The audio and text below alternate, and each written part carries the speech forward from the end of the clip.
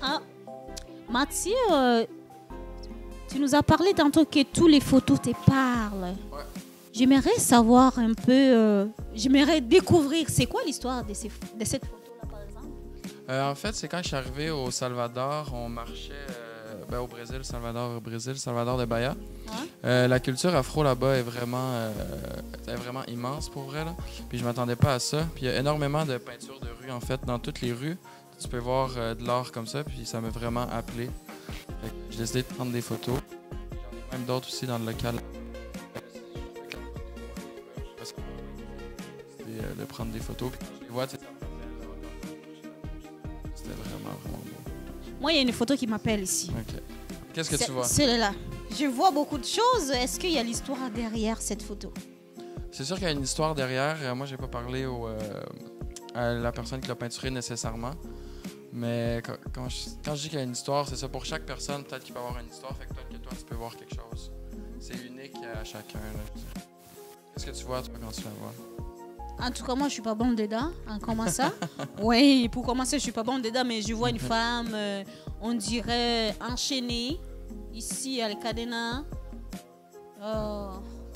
Ouais, il y a le cadenas ici. C'est vrai. Les seins ouverts, je sais pas. Ça me dit rien. C'est une esclave. Je sais qu'il y avait beaucoup d'esclavage à Salvador de Bahia dans le temps. C'était un des plus gros ports, en fait, où est-ce que les gens arrivaient là-bas, comme je vous disais tantôt. Fait que probablement que la photo puis l'histoire derrière, ça représente ça aussi. Et Mathieu, comme tu voyages beaucoup, combien de langues tu parles?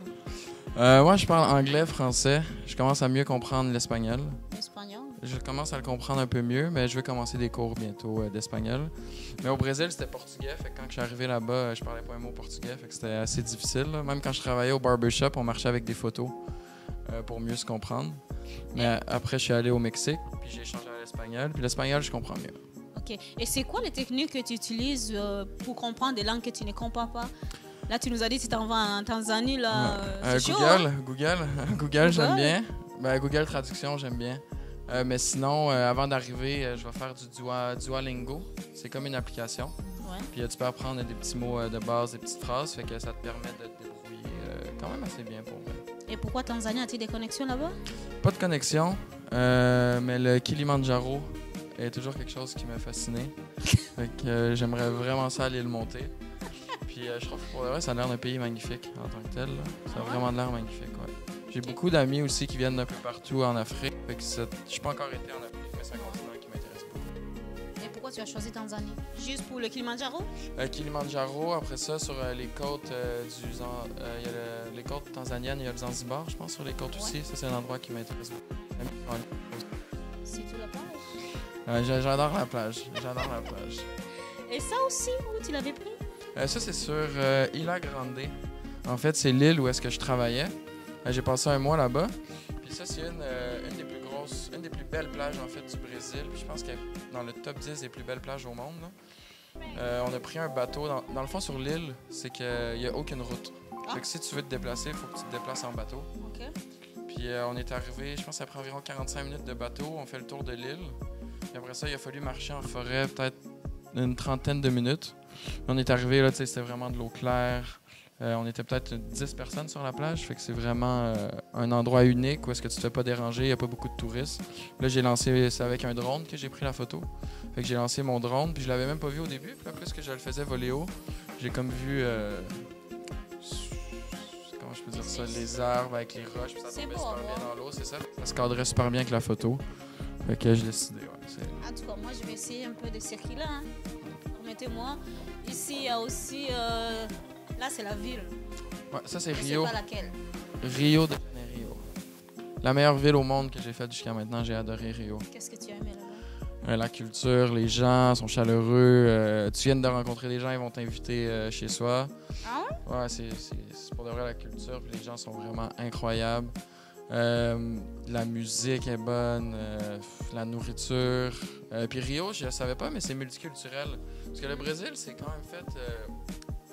quand ils se sont fait coloniser, je dirais, il y a des gens qui sont arrivés de partout. Fait qu'ils sont arrivés du Portugal, de l'Asie. Fait que quand tu arrives là-bas, j'avais l'impression de marcher à New York. Là. Comment tu fais pour te renseigner de tout ça quand tu arrives dans un endroit? Au début, j'en avais aucune idée. Fait que c'est vraiment en parlant avec les gens puis en passant du temps là-bas. À Rio, je dois repasser peut-être environ 1 mois et demi total. Là. Fait que en parlant avec les gens, t'en apprends sur l'histoire. Je sais pas si tu peux voir ici. Ça, c'est la ville. Puis après ça, dans les montagnes, ici, c'est les favelas. Les favelas, c'est un peu les quartiers, je dirais, plus pauvres là, du Brésil. Ils sont toujours en montagne. C'est dirigé par des cartels. Fait que, mais pour les gens, les favelas, c'est mal vu. T'sais, pour les touristes, tu vas lire en ligne, il faut pas aller dans les favelas. Mais la réalité, c'est que pour avoir rencontré des Brésiliens puis être allé dans des favelas moi-même puis rencontrer des gens, c'est que c'est plus sécuritaire en tant que tel être dans une favela qu'en ville.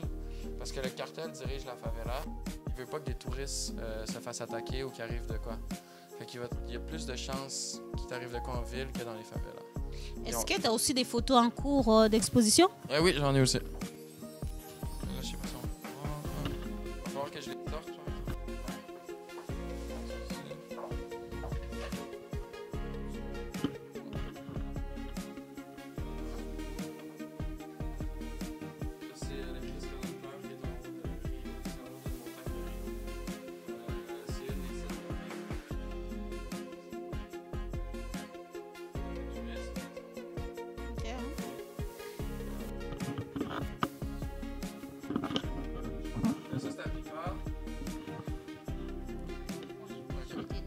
C'était à Pipa. Ma deuxième endroit préféré au Brésil, pour vrai, c'était une ville sur les côtes dans le nord du Brésil. Le vibe, beaucoup de surf. Je fais du surf. Fait que j'ai adoré ça là-bas. L'ambiance aussi est incroyable. Chaque matin, il y a des dauphins et des tortues de mer dans l'eau. Un truc qui m'a surpris du Brésil, c'est que je pensais pas que c'était paradisiaque comme ça. Comment ça? Je connaissais juste Rio. Fait qu'à chaque fois que j'allais à un nouvel endroit, j'étais comme waouh. J'essaie, quand je vais à un endroit, j'essaie de ne pas faire trop de recherches nécessairement. Parce que comme ça, à chaque fois que j'arrive à un nouvel endroit, ben, je suis surpris. J'ai encore l'effet de surprise. Fait que ça, je trouve ça cool. OK. Là, ça, c'est mon Je singe. vois ton singe. Ouais, ma première journée, on a fait un hike sur une roche. Puis il y avait beaucoup de singes, fait que j'ai vraiment aimé la photo. Là. D'ailleurs, je vais l'accrocher chez moi, celle-là, je l'aime beaucoup. Ah oui, hein? Ouais. Elle est jolie. C'est joli. J'y vois, c'est plus la nature que tu prends en photo. Est-ce qu'il y a quelque chose derrière ça? Ben, j'aime la photo de voyage. J'adore les paysages. Je trouve l'eau, la forêt, je trouve ça apaisant. C'est probablement pour ça. Mais je fais du portrait aussi. C'est juste que je les ai jamais pris. Okay. J'en ai fait, j'ai fait des shootings pour des gens en voyage aussi. Ah, OK. Des shootings photos que je leur ai envoyés. Ouais. Ça, c'était sur l'île où je travaillais. Ma maison était un peu en bas, puis ça, c'est la plus haute montagne de l'île. C'était vraiment magnifique pour elle. Ouais, je vois, il y a encore beaucoup de photos, là. Il y en a énormément. Si tu me permets, j'aimerais entrer dans un coin, là. Je vois comme il y a un coin ici. Ouais, on va y aller. Il y a vraiment beaucoup de photos. Ouais. Tout ça doit coûter cher, hein? Des chaises? Ouais. 2000 pièces la chaise environ. J'ai fait? On va venir. Oh, ici il y a des filles au moins. Ah, salut. Bonjour. Bonjour. Ah, je suis de la télé Canafrique. Je m'appelle MJ, j'aime bien qu'il Sambia. Je vois, tu es en plein boulot. Ouais, Excuse-moi de te déranger. non, il n'y a pas de souci, ça me fait plaisir. Oh, excuse-moi. Ça coûte combien? Les prix, au fond, ils varient, tout dépendant. Elle, c'est une jeune, là, elle a 13 ans. Donc, C'est une jeune? c'est un enfant dans le sens que, genre, j'ai des prix variables. Vu que c'est sa mère qui paye. Ah, c'est la mère qui paye, ok. Exact. Fait que quand l'enfant ou l'adolescent peut se payer elle-même les prix, Ok. ben, le prix varie. Supposons pour elle, là, c'est combien? C'est 60. 60 pour un enfant. Alors, si c'est moi, ça va me coûter combien? Dans les 300. Oh my God! 300? Oui.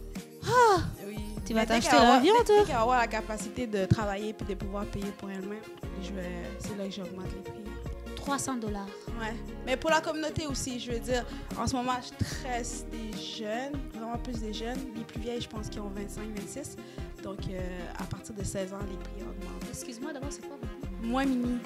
Je m'appelle Moi, Mini. Moi mini? Ouais. Ah, moi mini, ok. Musulmane, hein? Non. Moi mini. Ok.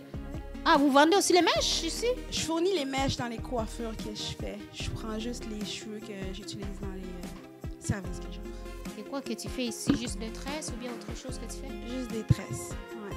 Juste des tresses? Les plantes, non? Ben, j'offre ce service-là, le tissage, mais c'est rare que les gens mettent des tissages. C'est vraiment plus des tresses, des braids, des cornrows. Tout ce qui est tendance en Amérique, mettons, sur les réseaux sociaux, j'essaie d'être vraiment de l'actualité puis d'offrir ça à la communauté de Québec. Ça fait longtemps que tu fais ce travail-là? Ça fait peut-être plus de 10 ans, mais je dirais depuis 2019 que j'ai pris ça au sérieux. Ah, OK. Exact. Et ça fait combien de temps que tu travailles ici avec Mathieu?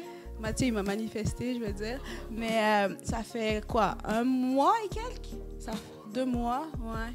Ça fait 2 mois, ouais. Ouais. Chercher ce côté-là, travailler en équipe, mais en même temps, en étant seule avec mes clients.